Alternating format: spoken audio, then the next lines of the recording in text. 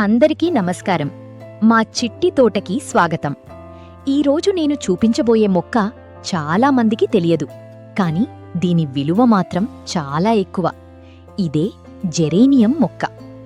చాలామంది ఈ మొక్కని ఇంట్లో పెట్టుకుంటారు, కానీ దీని ఆకుల్లో ఎంత విలువ దాగి ఉందో చాలామందికి తెలియదు.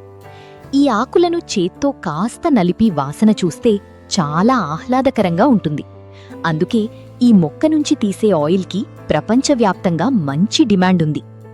జెరేనియం ఆకుల నుంచి తీసే ఎసెన్షియల్ ఆయిల్ను సబ్బులు, పర్ఫ్యూమ్స్, కాస్మెటిక్స్, అరోమాథెరపీ ఉత్పత్తుల్లో ఎక్కువగా ఉపయోగిస్తారు.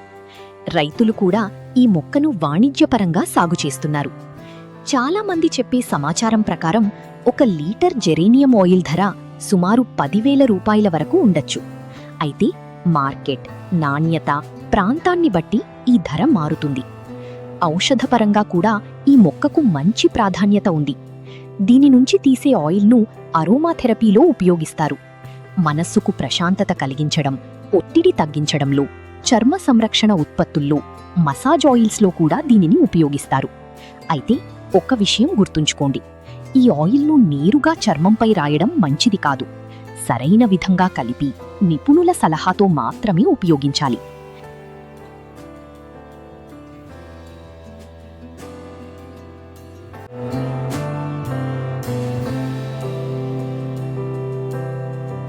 ఇప్పుడొక ప్రశ్న, మన దగ్గర ఇలాంటి మంచి మొక్క ఒక్కటే ఉంటే ఇంకో 10 మొక్కలు ఎలా చేసుకోవాలి? చాలామంది కట్టింగ్స్ పెడతారు, కానీ కొన్నిసార్లు అవి సక్సెస్ అవుతాయి, కొన్నిసార్లు కావు. అందుకే నేనీరోజు మీకు చూపించబోయేది అంటు కట్టడం, ఎయిర్ లేయరింగ్. ఈ పద్ధతిలో విజయశాతం చాలా బావుంటుంది. మరి మొదట ఏ కొమ్మను ఎంచుకోవాలో చూద్దాం. బాగా ఆరోగ్యంగా ఉన్న, పెన్సిల్ మందమున్న కొమ్మను తీసుకుంటే మంచి ఫలితం వస్తుంది. ఇప్పుడు ఈ కొమ్మపై ఒక చిన్న భాగంలో పై తొక్కను జాగ్రత్తగా తొలగిస్తున్నాను. లోపల ఉన్న ఆకుపచ్చ పొర కూడా పూర్తిగా తీసేయాలి, లేదంటే మళ్ళీ అదే భాగం అతుక్కుపోయే అవకాశం ఉంటుంది.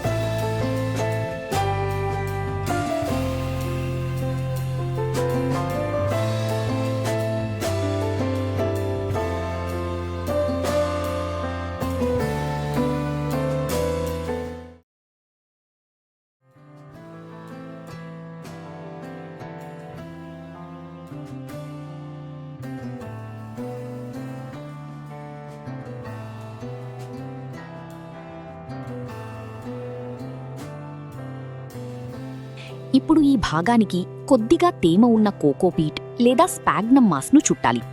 మీ దగ్గర ఇవి లేకపోతే కొద్దిగా తడిమట్టి కూడా ఉపయోగించవచ్చు, కానీ కోకోపీట్ లేదా మాస్ వాడితే ఫలితం ఇంకా బావుంటుంది. ఇప్పుడు దీని చుట్టూ ప్లాస్టిక్ కవర్ బాగా చుట్టి 2 వైపులా గట్టిగా కట్టేస్తున్నాను. లోపల తేమ అలాగే ఉండాలి. అదే వేర్లు రావడానికి ముఖ్యమైన విషయం. ఇప్పుడు చేయాల్సింది ఒక్కటి, కొద్దిగా ఓపిక. సుమారు 3 నుంచి 6 వారాల్లో ఈ ప్లాస్టిక్ లోపల చిన్న చిన్న వేర్లు కనిపించడం ప్రారంభమవుతుంది. వేర్లు బాగా వచ్చిన తర్వాత ఈ కొమ్మను కింద నుంచి కట్ చేసి కొత్త కుండీలో నాటితే కొత్త జెరేనియం మొక్క రెడీ. ఒకే ఒక్క మొక్కతో ఇలా చాలా మొక్కలు తయారు చేసుకోవచ్చు. మన ఇంటికే కాదు, కావాలంటే స్నేహితులకు కూడా ఇవ్వచ్చు.